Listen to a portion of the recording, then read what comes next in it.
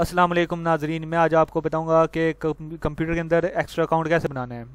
ठीक है, तो सबसे पहले हम इधर स्टार्ट बटन पे जाएंगे, वहाँ से क्लिक करेंगे तो हमारे पास साथ ही ऑप्शन आ जाएगा। किधर गया ऑप्शन?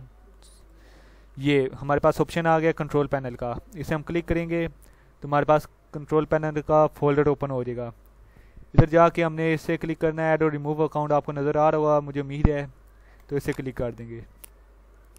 जैसे ही इसे क्लिक करेंगे तो हमारे पास ये ऑप्शन आ जाएगा create a new account. New account बनाने के लिए इसे क्लिक करना पड़ेगा, तो साथ ही हमें अकाउंट का नेम लिखना पड़ेगा।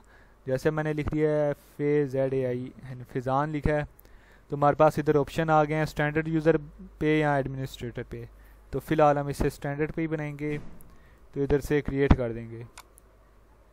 कुछ ही देर की लोडिंग के बाद हमारे पास ये देखें आपके पास अकाउंट बना आ गया। अब इस अकाउंट को ओपन करके इसमें हम तस्वीर चेंज अकाउंट नेम, नाम भी चेंज कर सकते हैं, पासवर्ड लगा सकते हैं, तस्वीर भी चेंज कर सकते हैं इसकी, और डिलीट भी इसे कर सकते हैं।